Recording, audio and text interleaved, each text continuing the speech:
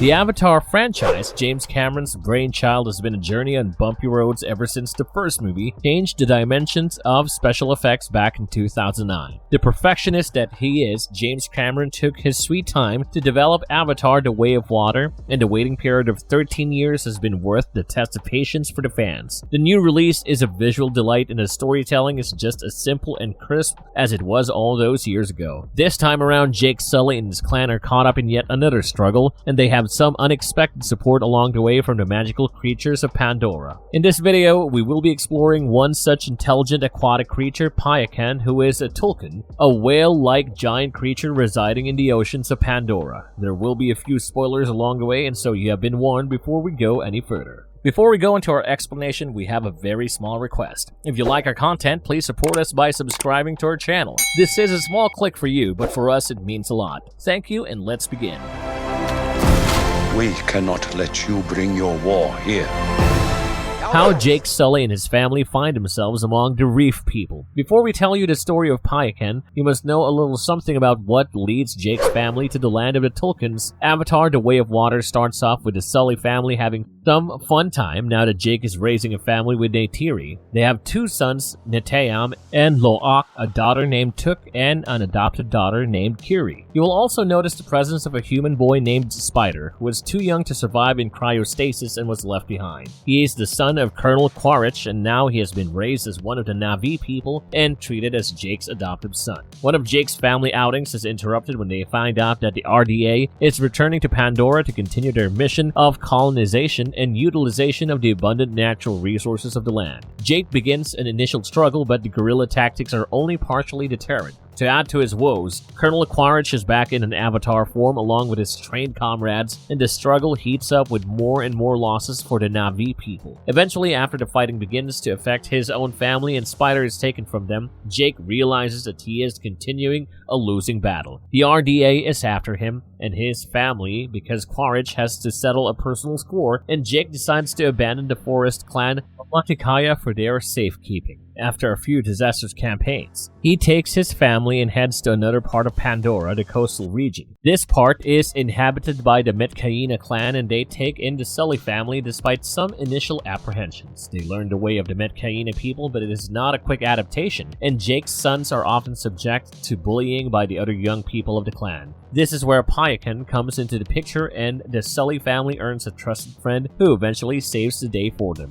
The introduction to Payakan, bullying gone wrong. Jake's son Lo'ak gets into a fight with Aonang, the son of the chief of the Metkayina clan, and he is forced to apologize to Aonang for his behavior. Later, in order to get his revenge, Aonang invites Lo'ak to a hunting trip beyond the safety of the reef. They take him further into the perilous waters, and Aonang and his friends abandon Lo'ak in the middle of nowhere. To make matters worse, he is attacked by a deadly shark-like sea predator, and when all seems lost for the young boy, he is saved by a tulkun. Payakan first appears on the screen as a savior who attacks the predator and rescues Lo'ak from being drowned. The boy develops an incredible bond with a super smart creature, and we get to know a lot more about Payakan and the Tulkuns in general. Tulkuns are considered a part of the spiritual family by the Metkayina people, and over the years the two species have coexisted peacefully in Bonhami. After Payakan reunites Lo'ak with his family, he takes the blame for Aonang's misadventures and wins over all his bullies in one swift strike. However, after telling them the whole story, he also learns that Payakan is an outcast who has a brutal past that makes him feared by the Metkayina people.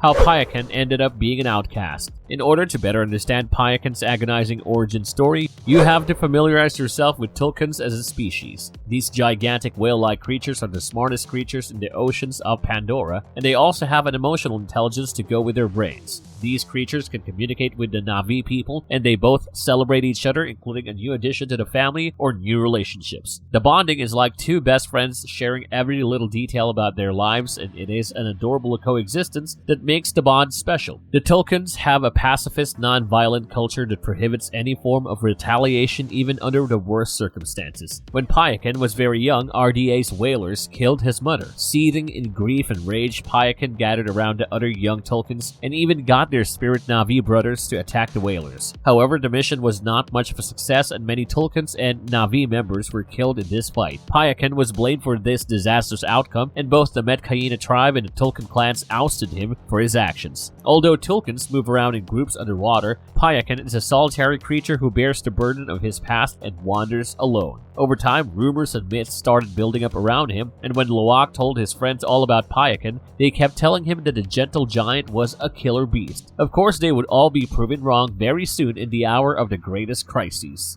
How did Loak bond with Payakan? Why did this abandoned Tulkun save the abandoned Na'vi kid? Well, the answer lies in the question itself. There is some sort of spiritual ability in the creatures to detect good people from the bad, and maybe the gentle giant could sense that Loak was struggling to fit in among the reef people, just like he was struggling with his solitary life. The young boy also removed a rusted harpoon that was stuck in Payakan's right fin, and the gigantic Tulkun was grateful for the compassion shown by the young boy. They bonded over playful games in the water, and Loak even expressed his sympathies after noticing that the creature had a missing fin and a scar over his eye. He tells Payakan all about his life and his family, and even when the others warn him about Payakan's killer nature, he remains unconvinced and continues to bond with this magnificent beast. Initially, Payakan hesitated to tell Loak about his past because it is too painful, but finally he allows the young boy to swim inside his mouth and connect with his internal neutral cube to know all about him. Later, every clan member is amazed to find out that Loak has been chosen by a Tulkun, and that too by the reportedly rogue member. Payakan leads the charge against the RDA. We have already spoken about the whaling practices that are prevalent in the RDA. There is a hormone in the Tulkuns that stop human aging, and in order to accumulate the same, they conduct ruthless hunting trips to slaughter these magnificent creatures. Colonel Quaritch allows Payakan to be tagged with a tracking beacon to be the next target for the whalers. Loak manages to remove the device with his brothers and friends after a long struggle, but he is captured along with Sireya and Tuktiri, members of the Metcaina clan. They are taken to the Sea Dragon, the gigantic mothership used by the RDA. When Payakan discovers that his dearest friend is taken captive, he is enraged and determined to undo his past failures. He steers up huge quantities of sand with his head and jumps out of the water to land on the deck of the ship. This weight crushes many, and his powerful tail and fin blows deal with the others. He is shot at multiple times, but regular bullets don't do much damage to his thick armor-like skin. Besides, he is now battle-hardened and knows a few tricks to dodge bullets and harpoons. In fact, in a final move after destroying the Sea Dragon, he uses the cable of the harpoon and performs a few smart maneuvers to rip the whaling boat apart. Dealing with the enemy was not enough, and Payakan later returns to save Loak and his father when they were struggling to reach the surface from the sinking Sea Dragon. These scenes brought back a few Titanic memories, but this time Jack didn't have to die because of a heroic Tulkun who saved them all. The entire family and Metcaina clan members later mourn near Payakan, and it is clear that the incredible creature will be a part of their future adventures.